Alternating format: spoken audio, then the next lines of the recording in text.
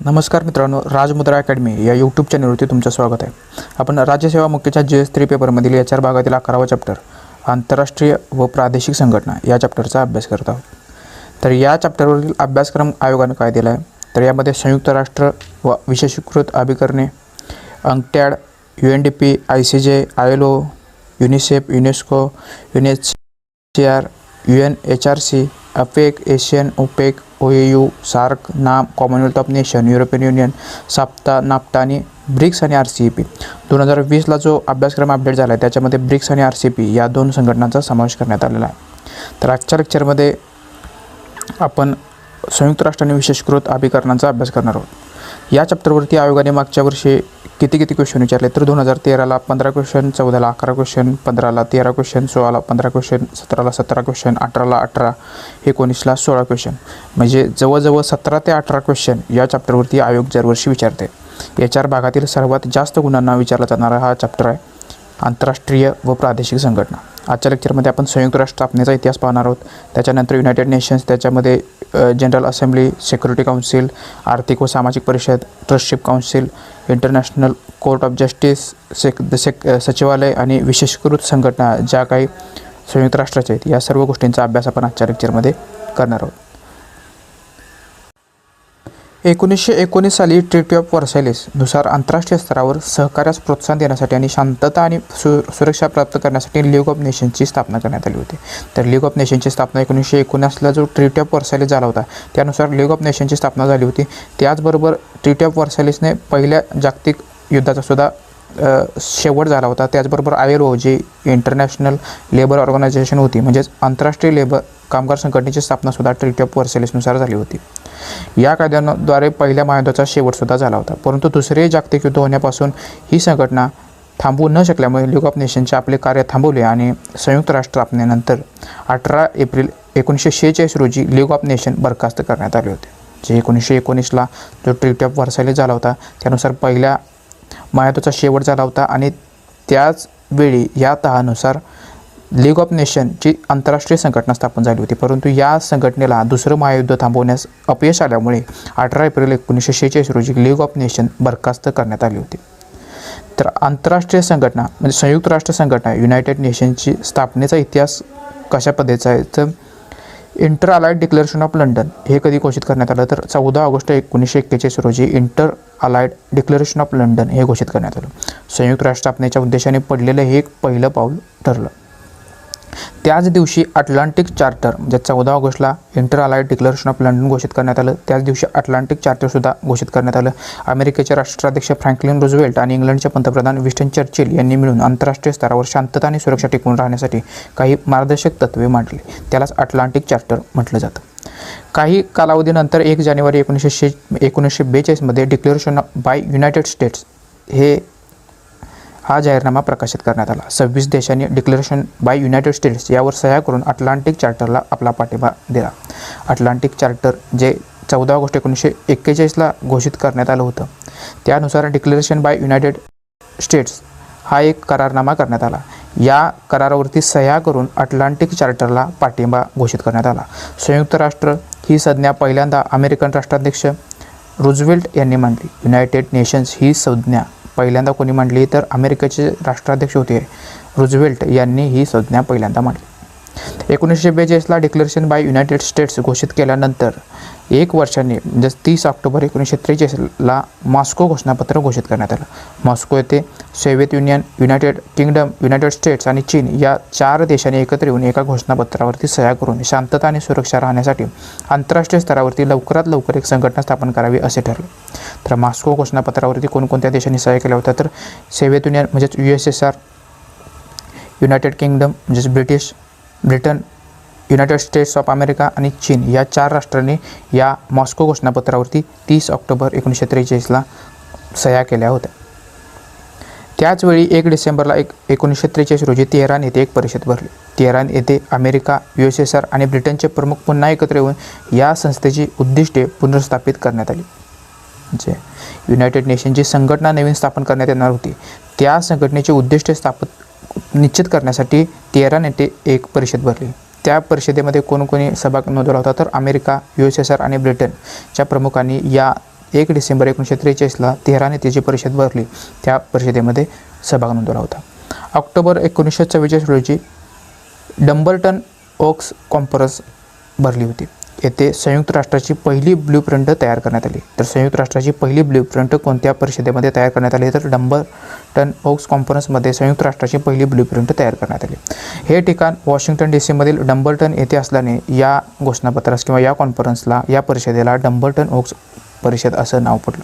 यामध्ये Britain, America, USSR आणि चीन या देशांनी संस्थेची उद्दिष्टे, रचना आणि कार्य मान्य केले. तर उद्दिष्ट ठरवण्यासाठी 13 नेते परिषद भरली होती.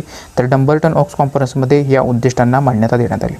पुढे जाऊन 11 फेब्रुवारी 1945मध्ये याल्टा परिषद भरण्यात आली. याल्टा कॉन्फरन्स ज्याला म्हटलं जातं. या परिषदेमध्ये रूझवेल्ट, चर्चिल आणि स्टॅलिन यांनी शांतता आणि सुरक्षेसाठी एक आंतरराष्ट्रीय संघटना स्थापन करण्याची घोषणा केली. याल्टा परिषदेमध्ये शांतता आणि सुरक्षेसाठी एक आंतरराष्ट्रीय संघटना स्थापन करण्याची घोषणा करण्यात आली. त्यानंतर 25 एप्रिल 1945मध्ये सॅन फ्रान्सिस्को येथे एक परिषद भरली. 50 देशांचे प्रतिनिधी सॅन फ्रान्सिस्को येथे एकत्र आले. आंतरराष्ट्रीय संघटनेसाठी या परिषदेत 50 देशांचे प्रतिनिधी एकत्र आले होते. 25 एप्रिल 1945 रोजी सॅन फ्रान्सिस्को येथे 50 देशांचे प्रतिनिधी आंतरराष्ट्रीय संघटना स्थापन करण्यासाठी एकत्र आले होते. 1 महिन्याच्या कालावधीनंतर 25 जून 1945मध्ये युनायटेड नेशन चार्टर घोषित करण्यात आला. 111 कलम असणारा चार्टर सॅन फ्रान्सिस्को येथे स्वीकार करण्यात आला. सॅन फ्रान्सिस्कोची परिषद 25 एप्रिल 1945ला भरली होती. त्या परिषदेनंतर म्हणजे जवळजवळ 1 ते 1.5 महिन्याच्या कालावधीनंतर 25 जून 1945 रोजी युनायटेड नेशन चार्टर हा 111 कलम असलेला चार्टर सॅन फ्रान्सिस्को येथे स्वीकारण्यात आला. 24 ऑक्टोबर 1945 रोजी संयुक्त राष्ट्राची स्थापना झाली. संयुक्त राष्ट्र म्हणजेच युनायटेड नेशन्सची स्थापना होऊन चार्टरच्यावर सुरक्षा परिषदेच्या 5 कायमस्वरूपी सदस्यांनी आणि इतर सदस्यांनी सह्या करून हा करार अंमलात आला. 24 ऑक्टोबर 1945ला या करारावरती सह्या करून हा करार अंमलात आला. 10 जानेवारी 1948 रोजी युनायटेड नेशन्सची पहिली साधारण सभा भरली. पहिली महासभा म्हणजे जनरल असेंब्ली, या युनायटेड नेशन्सची पहिली जनरल असेंब्ली 10 जानेवारी 1948ला भरली. 51 सदस्य राष्ट्रांच्या प्रतिनिधींच्या उपस्थितीत लंडन येथे पहिली साधारण सभा म्हणजे युनायटेड नेशन्स जनरल असेंब्ली पार पडली. पहिली युनायटेड नेशन्सची जनरल असेंब्ली कुठे पार पडली, तर लंडन येथे पहिली साधारण सभा पार पडली. तर युनायटेड नेशन्सच्या स्थापनेचा क्रम कसा आहे, तर पहिल्यांदा 14 ऑगस्ट 1941ला इंटर-अलाइड डिक्लरेशन ऑफ लंडन हे घोषित करण्यात आलं. त्याच दिवशी अटलांटिक चार्टर घोषित करण्यात आलं. त्याच्यानंतर डिक्लरेशन बाय युनायटेड स्टेट्स घोषित करण्यात आलं. मॉस्को घोषणापत्र घोषित 1943मध्ये करण्यात आलं. 1943ला त्याचवेळी तेहरान परिषद भरली. त्यानंतर डंबरटन ओक्स कॉन्फरन्स भरली. तर तेहरान परिषदेमध्ये युनायटेड नेशन्सचे उद्दिष्ट निश्चित करण्यात आली होती. त्याला मान्यता देण्याचं काम हे डंबरटन ओक्स कॉन्फरन्सनं केलं. त्यानंतर याल्टा परिषद भरली. या परिषदेमध्ये आंतरराष्ट्रीय संघटना स्थापन करण्याची घोषणा केली गेली. सॅन फ्रान्सिस्को येथे 50 देशांचे प्रतिनिधी एकत्र आले आंतरराष्ट्रीय संघटना स्थापन करण्यासाठी. 25 जून 1945मध्ये युनायटेड चार्टरची घोषणा करण्यात आली. 24 ऑक्टोबर 1945ला या चार्टरवरती सदस्य देशांनी सह्या केल्या आणि 10 जानेवारी 1948 रोजी युनायटेड नेशन्सची पहिली साधारण सभा म्हणजे जनरल असेंब्ली लंडन येथे पार पडली. तर युनायटेड नेशन्सची स्थापना 24 ऑक्टोबर 1945ला युनायटेड नेशन्सच्या चार्टरवरती सह्या झाल्यानंतर झाली. यामध्ये त्यावेळी 51 सदस्य होते. सध्या 193 सदस्य युनायटेड नेशन्स या संघटनेमध्ये आहे. 26 जून 1945 रोजी युनायटेड नेशन्सच्या चार्टरवरती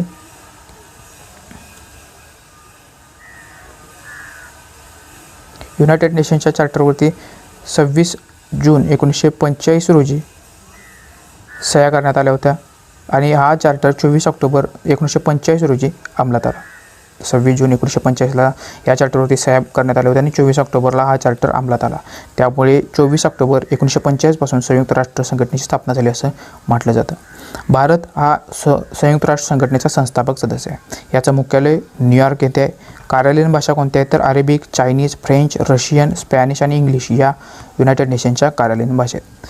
युनायटेड नेशन्सची 6 प्रमुख अंगे कोणती आहेत, तर महासभा म्हणजे त्याला जनरल असेंब्ली म्हटलं जातं. त्यानंतर सुरक्षा परिषद म्हणजे सिक्युरिटी काउन्सिल. तिसरं अंग कोणतं आहे, तर आर्थिक व सामाजिक परिषद. म्हणजेच इकोसोक ज्याला म्हटलं जातं. 4 अंग आहे न्यास परिषद ट्रस्टीशिप काउन्सिल आणि आंतरराष्ट्रीय न्यायालय ज्याला इंटरनॅशनल कोर्ट ऑफ जस्टिस म्हणजेच ICJ म्हटलं जातं. आणि 6वं अंग आहे सचिवालय म्हणजेच द सेक्रेटरीएट. युनायटेड नेशनची 6 प्रमुख अंग कोणती तर महासभा, सुरक्षा परिषद, आर्थिक व सामाजिक परिषद, न्यास परिषद, आंतरराष्ट्रीय न्यायालय आणि सचिवालय ही युनायटेड नेशनची 6 प्रमुख अंग आहेत. युनायटेड नेशनचे सध्याचे सेक्रेटरी जनरल कोण आहेत तर अँटोनियो गुटेरेस हे युनायटेड नेशनचे सध्याचे सेक्रेटरी जनरल ज्यांना महासचिव म्हटलं जातं ते अँटोनियो गुटेरेस हे आहेत. संयुक्त राष्ट्र संघटनेची जनरल असेंब्ली ज्यालाच महासभा युनायटेड नेशन्स जनरल असेंब्ली याचे अधिकार, रचना आणि कार्य कोणत्या प्रकरणामध्ये दिलेले तर चॅप्टर 4 युनायटेड नेशन चार्टरच्या चॅप्टर 4 युनायटेड नेशन जनरल असेंब्लीचे अधिकार, कार्य आणि रचना दिलेले आहेत. तर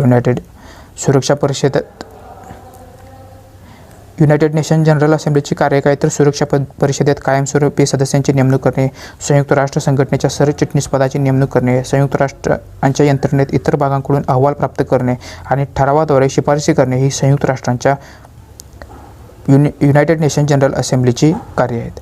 युनायटेड नेशन जनरल असेंब्ली हा एकमेव संयुक्त राष्ट्र संघटना आहे ज्यामध्ये सर्व सदस्यांना समान प्रतिनिधित्व प्राप्त आहे. म्हणजे युनायटेड नेशन जनरल असेंब्लीमध्ये सर्व देशांना समान प्रतिनिधित्व प्राप्त आहे. याची स्थापना 1945 झाली होती. युनायटेड नेशन जनरल असेंब्लीचे सध्याचे अध्यक्ष कोण आहेत तर प्रेसिडेंट वोल्कॅन बोझकर हे सध्याचे युनायटेड नेशन जनरल असेंब्लीचे प्रेसिडेंट आहेत. न्यूयॉर्क शहरामध्ये म्हणजेच युनायटेड नेशनच्या मुख्यालयात वार्षिक अधिवेशनात महासभेचे अध्यक्ष किंवा संयुक्त राष्ट्र संघटनेच्या सरचिटणीसांच्या अध्यक्षतेखाली बैठक होते. पहिले सत्र कधी भरलं होतं तर 10 जानेवारी 1946 आयोजित करण्यात आलेल्या मेथडिस्ट सेंटर हॉलमध्ये लंडन येथे पहिलं जनरल असेंब्लीचं पहिली सभा 10 जानेवारी 1946 लंडन येथे भरली होती. लंडन येथील मेथडिस्ट सेंट्रल हॉलमध्ये पहिली सभा भरली होती. यामध्ये 51 संस्थापक प्रतिनिधींनी सहभाग नोंदवला होता. काही महत्त्वाच्या प्रश्नांवरती जनरल असेंब्लीमध्ये मतदान म्हणजेच शांतता आणि सुरक्षेविषयीच्या शिफारसी, अर्थसंकल्पीय बाबी, निवडणूक, प्रवेश, निलंबन किंवा सदस्यांच्या हक्कलपट्टी, उपस्थिती आणि याशी कशा पद्धतीने होते तर 2/3 बहुमताने अशा प्रकारचे कार्य होते. कोणतं तर काही महत्त्वाच्या प्रश्नावरती जनरल असेंब्लीमध्ये मतदान करताना 2/3 बहुमत कोणत्या बाबींसाठी आवश्यक असतं तर शांतता आणि सुरक्षाविषयीच्या मुद्द्यांबाबत, अर्थसंकल्पीय बाबत, निवडणूक किंवा एखाद्या सदस्याला प्रवेश, त्याचं निलंबन किंवा त्याची हकालपट्टी करण्यासाठी 2/3 मताची गरज असते. इतर सर्व प्रश्न मात्र साधारण बहुमताने ठरवले जातात. प्रत्येक सदस्य देशाचे एक मत, समान मत प्रत्येक देशाला या युनायटेड नेशन जनरल असेंब्लीमध्ये असतं. निवडणुका युनायटेड नेशन जनरल असेंब्लीच्या यामध्ये काय सांगितलं तर महासभेच्या सर्वात महत्त्वाच्या निवडणुकांमध्ये महासभाचे आगामी अध्यक्ष, सुरक्षा परिषद, आर्थिक आणि सामाजिक परिषद, मानवाधिकार परिषद आणि आंतरराष्ट्रीय न्यायालय यांचा समावेश होतो.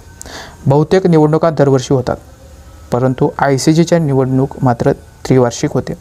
म्हणजे युनायटेड नेशन जनरल असेंब्लीचा कोणकोणत्या निवडणुकांमध्ये समावेश असतो तर अध्यक्षाच्या निवड, सुरक्षा परिषदेची निवड, आर्थिक आणि सामाजिक परिषदेची निवड, त्यातील सदस्यांची निवड, मानवाधिकार परिषदेतील सदस्यांची निवड, आंतरराष्ट्रीय न्यायालय परिषदेतील सदस्यांची निवड ही युनायटेड नेशन जनरल असेंब्लीच्या सदस्यामार्फत होते. ही सर्व निवडणुका बऱ्यापैकी दरवर्षी होतात परंतु ICJ म्हणजेच इंटरनॅशनल कोर्ट ऑफ जस्टिसची निवडणूक मात्र त्रैवार्षिक होते म्हणजेच 3 वर्षांच्या कालावधीनंतर होते. तर युनायटेड नेशनच्या जनरल असेंब्लीमध्ये 193 सदस्यांची विभागणी रिजन वाईज केलेली आहे. तर त्यामध्ये आफ्रिकन स्टेट्सचे 54 सदस्य आहेत, एशिया पॅसिफिकचे 54 सदस्य आहेत, ईस्टर्न युरोपियन स्टेट्सचे 23 सदस्य आहेत, लॅटिन अमेरिकन आणि कॅरिबियन स्टेट्सचे 33 सदस्य आहेत, तर वेस्टर्न युरोपियन आणि अदर स्टेटचे 28 सदस्य आहेत. तर 193 सदस्यांची विभागणी कोणत्या प्रकारे करण्यात आली आहे तर त्यामध्ये आफ्रिकन स्टेटचे 54 सदस्य आहेत, एशिया पॅसिफिकचे सुद्धा 54 सदस्य आहेत आणि ईस्टर्न युरोपियन स्टेटचे 53 सदस्य आहेत, वेस्टर्न युरोपियन आणि अदर स्टेटचे 28 सदस्य आहेत आणि ग्रुप ऑफ लॅटिन अमेरिका आणि कॅरिबियनचे एकूण 33 सदस्य आहेत. जनरल असेंब्ली प्रतिवर्षी 2 वर्षांच्या मुदतीसाठी सुरक्षा परिषदेचे 5 नॉन परमनंट सदस्य निवडून देते. 3 वर्षाच्या कालावधीसाठी आर्थिक आणि सामाजिक परिषदेचे 18 सदस्य निवडून देते आणि 3 वर्षाच्या कालावधीसाठी मानवाधिकार परिषदेचे 14 ते 18 सदस्य निवडून देते. युनायटेड नेशन जनरल असेंब्लीचं कार्य काय तर 2 वर्षाच्या मुदतीसाठी नॉन परमनंट मेंबर सिक्युरिटी काउन्सिलवरती पाठवते. 3 वर्षाच्या कालावधीसाठी आर्थिक आणि सामाजिक परिषद म्हणजे ज्याला इकोसोक असं म्हटलं जातं त्या परिषदेचे 18 सदस्य 3 वर्षाच्या कालावधीसाठी पाठवते आणि 3 वर्षाच्या कालावधीसाठी मानवाधिकार परिषदेचे सदस्य किती सदस्य तर 14 ते 18 सदस्य युनायटेड नेशन जनरल असेंब्ली निवडून देते. कोर्टात सातत्य ठेवण्यासाठी आंतरराष्ट्रीय न्यायालयात दर 3 वर्षांनी निवडणूक होतात. या निवडणुकांमध्ये 5 न्यायाधीश 9 वर्षांसाठी निवडले जातात. या निवडणुका सुरक्षा मंडळाच्या संयुक्तपणे घेतल्या जातात, ज्यामध्ये उमेदवारांना दोन्ही संस्थांमध्ये पूर्ण बहुमत मिळवण्याची आवश्यकता असते. महासभेचे दरवर्षी सप्टेंबर महिन्यात एक नियमित अधिवेशन भरते. कोणत्या महिन्यात भरते तर सप्टेंबर महिन्यात महासभेचं म्हणजेच युनायटेड नेशन जनरल असेंब्लीचं अधिवेशन भरतं. यामध्ये आमसभा जेव्हा महत्त्वाच्या मुद्द्यावरती मतदान करते तेव्हा उपस्थित आणि मतदानात सहभागी सदस्यांच्या 2/3 बहुमताने निर्णय घेतले जातात. या महत्त्वाच्या बाबी कोणत्या तर शांतता आणि सुरक्षेच्या मुद्द्यातील शिफारशी करणे, संयुक्त राष्ट्र संघटनेच्या इतर घटक संस्थांमधील निवडणुका घेणे, एखाद्या देशात सदस्यत्व देणे, त्याचे निलंबन करणे किंवा त्याला संघटनेतून काढून टाकणे, हे काम करताना 2/3 बहुमत आवश्यक असतं. त्याचबरोबर अर्थसंकल्पीय बाबीच्या मुद्द्यावरती सुद्धा युनायटेड नेशन जनरल असेंब्लीचं 2/3 बहुमताने निर्णय घ्यावे लागतात. इतर प्रश्नांवर किंवा मुद्द्यांवरती महासभा बहुमताने म्हणजे सिंपल मेजॉरिटीने निर्णय घेते. एक सदस्य एक मत या तत्वावरती आमसभा कार्य करते. आमसभेच्या दरवर्षी महासभेमार्फत एक अध्यक्ष नेमला जातो. महासभेच्या सभांचे अध्यक्षस्थान भूषवण्यासाठी त्याची नेमणूक होते. अध्यक्षांच्या नेमणुकीसाठी भौगोलिक प्रतिनिधित्वावर आधारित रोटेशन राखले जाते. आमसभेतील कामकाजादरम्यान एक अध्यक्ष आणि 21 उपाध्यक्ष कार्यरत असतात. युनायटेड नेशन जनरल असेंब्लीच्या कार्यकाळादरम्यान एक अध्यक्ष आणि 21 उपाध्यक्ष हे कार्यरत असतात. जर आवश्यकता असेल तर महासभेचे विशेष अधिवेशन भरवण्याची तरतूदसुद्धा युनायटेड नेशनच्या चार्टरमध्ये आहे. आमसभेतील अर्थसंकल्पीय बाबी ठराव व्यतिरिक्त कोणतेच ठराव हे सदस्य राष्ट्रांवरती बंधनकारक नसतात. युनायटेड नेशन जनरल असेंब्लीच्या आर्थिक बाबीसंबंधीच्या म्हणजेच अर्थसंकल्पीय बाबींच्या व्यतिरिक्त कोणतेच ठराव हे सदस्य राष्ट्रांवरती बंधनकारक नसतात. संयुक्त राष्ट्राच्या अधिकारांतर्गत असणाऱ्या सर्व विषयांवर आमसभा ठराव घेऊ शकते. परंतु जे शांतता व सुरक्षाविषयीचे मुद्दे सुरक्षा परिषदेच्या विचारार्थ राखीव आहेत त्यावर मात्र आमसभा ठराव घेऊ शकत नाही. आमसभा कोणकोणत्या बाबतीत ठराव घेऊ शकते तर संयुक्त राष्ट्राच्या अधिकारांतर्गत येणाऱ्या सर्व विषयावरती युनायटेड नेशन जनरल असेंब्ली म्हणजेच आमसभा ठराव घेऊ शकते. परंतु सुरक्षा परिषद म्हणजे सिक्युरिटी काउन्सिलच्या विचारार्थ असणारे शांतता व सुरक्षाविषयीचे मुद्दे या बाबतीत मात्र आमसभा ठराव घेऊ शकत नाही. संयुक्त राष्ट्रसंघाच्या आमसभेचे कार्य काय तर संयुक्त राष्ट्रसंघाच्या अंदाजपत्रकास मान्यता देणे हे त्याचं महत्त्वाचं कार्य. त्यानंतर सुरक्षा परिषदेच्या अस्थायी सदस्यांची म्हणजेच नॉन परमनंट मेंबरची निवड करणे, सामाजिक व आर्थिक परिषदेच्या म्हणजेच इकोसोकच्या सदस्यांची निवड करणे. यात स्थायी किंवा अस्थायी असे सदस्यांचे प्रकार नसतात. सदस्य देश 3 वर्षांसाठी एका गटात या गटाचा सदस्य होतो. म्हणजे इकोसोकच्या सदस्यांची निवड करण्याची कामगिरीसुद्धा युनायटेड नेशन जनरल असेंब्लीची आहे. सुरक्षा परिषदेच्या शिफारशीनुसार संयुक्त राष्ट्राच्या महासचिवांची म्हणजे सेक्रेटरी जनरलची निवडसुद्धा आमसभा करते. संयुक्त राष्ट्र संघटनेच्या इतर संस्थांमधील सदस्यांची निवड करण्याचा अधिकारसुद्धा आमसभेचा आहे. संयुक्त राष्ट्राच्या शांतता आणि सुरक्षितता राखण्यासाठी सहकार्याचे सामान्य तत्वांची शिफारससुद्धा आमसभा करते. सुरक्षा परिषद आणि संयुक्त राष्ट्राच्या इतर संस्थांनी पाठवलेले अहवाल विचारात घेण्याचं कार्य त्यांचं आहे. शांतता व सुरक्षा प्रश्नावर महासभा केवळ चर्चा करते. शिफारस करण्याचे काम मात्र सुरक्षा परिषदेचं आहे. तर शांतता आणि सुरक्षा या प्रश्नावरती महासभा केवळ चर्चा करू शकते, परंतु शिफारस करण्याचं कार्य कोणाचं तर सिक्युरिटी काउन्सिल म्हणजे सुरक्षा परिषदेचं कार्य आहे. राजकीय, सामाजिक आणि आर्थिक क्षेत्रात महत्त्वपूर्ण घोषणापत्रेसुद्धा आमसभा घोषित करू शकते. कोणत्या प्रकारचे तर बाल हक्क घोषणापत्र जे 1989ला घोषित केलं होतं. वसाहत वादाविरुद्ध घोषणापत्र जे 1960ला घोषित केलं होतं. परंतु हे अशा प्रकारचे घोषणापत्र सदस्य राष्ट्रांवरती बंधनकारक नसतात. आमसभेच्या प्रमुख समित्या कोणकोणत्या तर आमसभेमध्ये प्रमुख 6 समित्या आहेत. त्याच्यामध्ये पहिली समिती, दुसरी समिती, तिसरी समिती, चौथी समिती, 5वी आणि 6वी समिती असे त्यांचे नावे आहेत. पहिली समिती कशाशी संबंधित आहे तर निशस्त्रीकरण आणि आंतरराष्ट्रीय सुरक्षेशी संबंधित पहिली समिती आहे. म्हणजे डिसआर्ममेंट अँड इंटरनल सिक्युरिटीशी संबंधित पहिली समिती आहे. दुसरी समिती आर्थिक आणि वित्तीय बाबी म्हणजेच इकॉनॉमिक अँड फायनान्शियल बाबींशी संबंधित आहे. तिसरी समिती सामाजिक, मानवतावादी आणि सांस्कृतिक बाबी म्हणजे सोशल, ह्युमॅनिटेरियन आणि कल्चरल बाबींशी संबंधित आहे. चौथी समिती विशेष राजकीय व निर्वसाहतीकरणासंबंधीची आहे, स्पेशल पॉलिटिकल अँड डिकॉलनायझेशन संबंधीची आहे. पाचवी समिती प्रशासकीय व अर्थसंकल्पीय बाबींसंबंधी म्हणजेच ॲडमिनिस्ट्रेटिव्ह आणि बजेटरी बाबींसंबंधीची आहे. सहावी समिती न्यायिक बाबी म्हणजेच लिगल बाबींशी संबंधित आहे. तर संयुक्त राष्ट्राच्या आमसभेच्या एकूण 6 समित्या महत्त्वाच्या समित्या आहेत, प्रमुख समित्या. त्याच्यामध्ये पहिली समिती निशस्त्रीकरण आणि आंतरराष्ट्रीय सुरक्षेशी संबंधित आहे. दुसरी समिती आर्थिक आणि वित्तीय बाबींशी संबंधित आहे. तिसरी समिती सामाजिक आणि मानवतावादी सांस्कृतिक बाबींशी संबंधित आहे. चौथी समिती विशेष राजकीय आणि निर्वसाहतीकरणासंबंधीची आहे. पाचवी समिती प्रशासकीय व अर्थसंकल्पीय बाबींशी संबंधित आहे.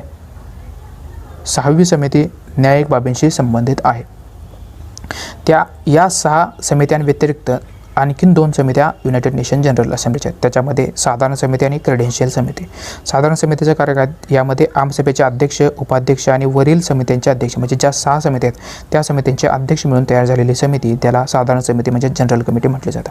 क्रेडेन्शियल कमिटीमध्ये संयुक्त राष्ट्र संघटनेच्या सदस्य देशांचे संयुक्त राष्ट्रातील प्रतिनिधींच्या पात्रता किंवा क्रेडेन्शियल्स याबाबत काम करते.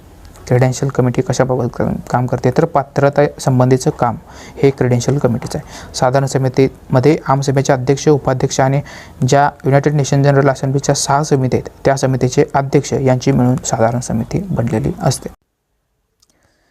युनायटेड नेशनच्या 6 प्रमुख अंगापैकी पहिलं अंग आमसभा म्हणजेच युनायटेड नेशन जनरल असेंब्लीचा आपण अभ्यास केला. आता दुसरं प्रमुख अंग सुरक्षा परिषद म्हणजे सिक्युरिटी काउन्सिल काय त्याचा अभ्यास करूया.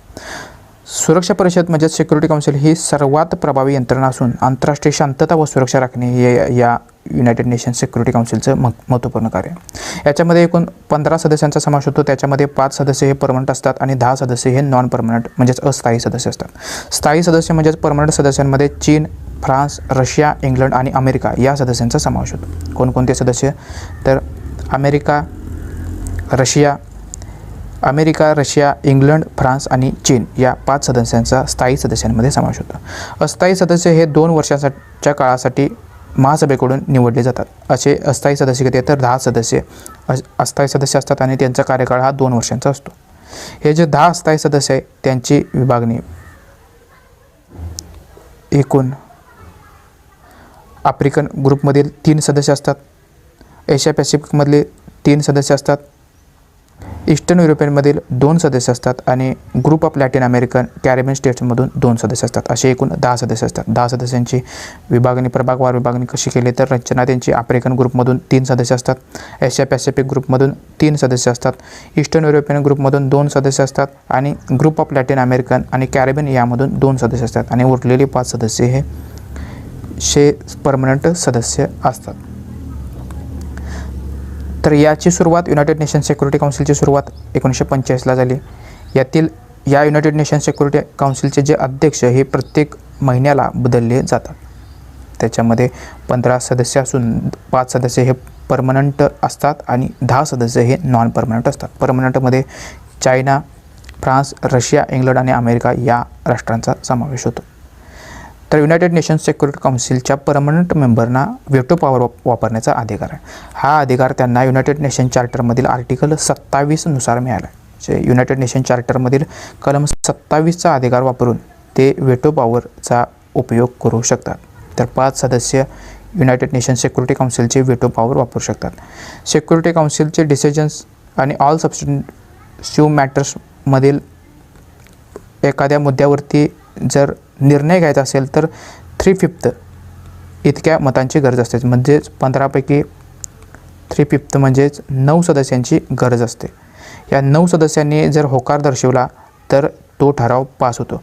परंतु जे 5 परमनंट मेंबर असतात त्याच्यापैकी एकाने जर त्या ठरावाबद्दल नकार दर्शवला तर पूर्ण ठराव 9 सदस्यांपेक्षा जास्त सदस्यांनी संमती दिली असेल तरीसुद्धा तो ठराव नाकारला जातो. तर स्थायी सदस्यांना नकारात्मक मताचा अधिकार प्राप्त आहे, परंतु अस्थायी सदस्यांना हा नकारात्मक मताचा अधिकार प्राप्त नाही. तर कोणताही ठराव मंजूर होण्यासाठी युनायटेड नेशन सिक्युरिटी काउन्सिलच्या 3/5 मतांची गरज असते. म्हणजेच 9 सदस्यांचा होकार त्याला गरजेचा असतो. परंतु परमनंट मेंबरने नकाराधिकार वापरला तर तो ठराव बाकीच्या कितीही सदस्यांनी पाठिंबा दिला असला तरी तो ठराव नाकारला जातो. आत्तापर्यंत कोणकोणत्या राष्ट्राने किती वेळा व्हेटो पॉवर वापरला आहे तर चायनाने 16 वेळा वापरला आहे, फ्रान्सने 16 वेळा वापरला आहे, युनायटेड किंगडमनं 29 वेळा वापरला आहे, युनायटेड स्टेट्सनं 82 वेळा वापरला आहे आणि रशियानं सर्वाधिक वेळा म्हणजेच 116 वेळा या नकार अधिकाराचा वापर केलेला आहे. युनायटेड नेशन्स सिक्युरिटी काउन्सिलची सभा कधी भरते, तर युनायटेड नेशनच्या सिक्युरिटी काउन्सिल म्हणजे सुरक्षा परिषदेची महासभेप्रमाणे म्हणजे जनरल असेंब्लीप्रमाणे नियमित सभा घेतली जात नाही. या परिषदेचे अध्यक्ष म्हणून 15 सदस्य राष्ट्रांमधील प्रत्येक प्रतिनिधी महिन्यासाठी अध्यक्ष म्हणून निवडले जातात. या अध्यक्षांचा क्रम हा इंग्रजी वर्णमालिकेप्रमाणे अध्यक्षपद एका महिन्यानंतर पुढील देशाकडे दिले जाते. तर युनायटेड नेशन सिक्युरिटी काउन्सिलच्या अध्यक्षपदाचा कार्यकाळ किती असतो, तर 1 महिन्याचा फक्त कार्यकाळ त्यांचा असतो. कोणत्याही ठरावावरती मतदान पार पडण्यासाठी म्हणजे तो ठराव मंजूर होण्यासाठी 15 सदस्यांपैकी 9 सदस्यांची म्हणजेच 3/5 सदस्यांची गरज असते. सदस्य राष्ट्रांमध्ये शांतता आणि सुरक्षेच्या मुद्द्यांवर संयुक्त राष्ट्राचे बाकी घटक संस्था फक्त शिफारशी करू शकते, परंतु सुरक्षा परिषद याबाबत सदस्य राष्ट्रावरती शिफारशी बंधनकारक करू शकते. संयुक्त राष्ट्र आपल्या शिफारशी बंधनकारक करू शकते, परंतु संयुक्त राष्ट्राची 5 अंग म्हणजे एकूण 6 अंग आहेत, त्यातील महत्त्वाचं अंग कोणतं, तर युनायटेड नेशन सिक्युरिटी काउन्सिल याने जे शिफारशी केल्या आहेत त्या शिफारशी सदस्य राष्ट्रावरती बंधनकारक करू शकते, परंतु इतर जे 5 अंग आहेत त्यांच्या शिफारशी सदस्य राष्ट्रावरती बंधनकारक नसतात. ह्या शिफारशी बंधनकारक केलेल्या शिफारशी सदस्य राष्ट्रांना त्यांच्या अंमलबजावणीसाठी सुद्धा भाग पाडू शकते, परंतु युनायटेड नेशन सिक्युरिटी काउन्सिलने जे ठराव केलेले असतात ते मात्र बंधनकारक नसतात. शिफारशी बंधनकारक करू शकते युनायटेड नेशन सिक्युरिटी काउन्सिल, परंतु जे ठराव मानले जातात ते मात्र सदस्य राष्ट्रांवरती बंधनकारक नसतात.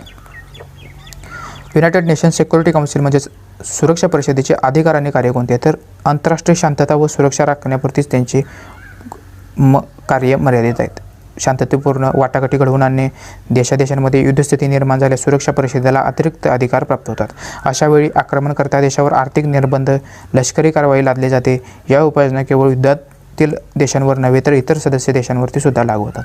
अशा प्रकारचे निर्णय स्थायी समितीच्या एकमतानेच होतात. स्थायी सदस्यांना व्हेटो पॉवर वापरण्याचा अधिकार असतो. शांतता प्रस्थापित करण्यासाठी लष्करी कारवाईसाठी परिषदेकडे स्वतःचे सशस्त्र दल नाही. चार्टरमध्ये असा उल्लेख असतानाही सुद्धा असे दल स्थापन करण्यात आलेले नाही. युनायटेड नेशन सिक्युरिटी काउन्सिलचे स्वतंत्र दल असावे असा चार्टरमध्ये उल्लेख असून सुद्धा युनायटेड नेशन सिक्युरिटी काउन्सिलचं स्वतंत्र दल नाही. सुरक्षा परिषद महासभेला संयुक्त राष्ट्रांच्या महासचिवांची नेमणूक करण्याबाबत शिफारस करते. तर संयुक्त राष्ट्रांच्या महासचिवांची नेमणूक करण्याबाबत शिफारस करण्याचा अधिकार कोणाला, तर सुरक्षा परिषदेला त्यांची शिफारस करण्याचा अधिकार आहे. शांतीसेना म्हणजेच पीस कीपर्स ज्याला म्हटलं जातं, सुरक्षा परिषद सदस्य राष्ट्रांचे सैनिक युनायटेड नेशन्सचे जे सदस्य आहेत त्यांचे सैनिक विवादास्पद किंवा युद्ध क्षेत्रात संबंधित सरकारशी करार करून पाठवतात, परंतु संयुक्त राष्ट्रांची स्वतंत्र लष्कर सेना नाही. ते सदस्य देशांचा पाठिंबा घेऊन शांतीसेना त्यांनी तयार केलेले सुरक्षा परिषद सदस्य राष्ट्रांचे सैनिक विवादास्पद किंवा युद्ध क्षेत्रात संबंधित सरकारशी करार करून पाठवतात, त्यांना शांतीसेना म्हणतात. हे जे सैनिक असतात ते निळे हेल्मेट धारण करतात, त्यामुळे त्यांना निळे हेल्मेट हे त्या सैनिकांचे संयुक्त राष्ट्रांचे प्रतिनिधित्व दर्शवते. 1988 साली या शांतीसेनेला शांततेचा नोबेल पुरस्कार देण्यात आला आहे. शांततेचा नोबेल पुरस्कार हा 1988 साली पीस कीपर्स म्हणजेच शांतीसेनेला प्राप्त झालेला आहे. तर पुढच्या लेक्चरमध्ये आपण उरलेली प्रमुख अंगे युनायटेड नेशनचे एकूण 6 अंग आहेत, त्यातील 2 अंगांचा म्हणजेच युनायटेड नेशन जनरल असेंब्ली आणि युनायटेड नेशन सिक्युरिटी काउन्सिलचा आपण अभ्यास केला आहे. पुढच्या लेक्चरमध्ये आपण उरलेली 4 अंगांचा अभ्यास करणार आहोत. जर व्हिडिओ आवडला असेल तर व्हिडिओला लाईक करा, चॅनल सबस्क्राईब केलं नसेल तर सबस्क्राईब करा आणि या चॅनलची लिंक जास्तीत जास्त मित्रांपर्यंत शेअर करा.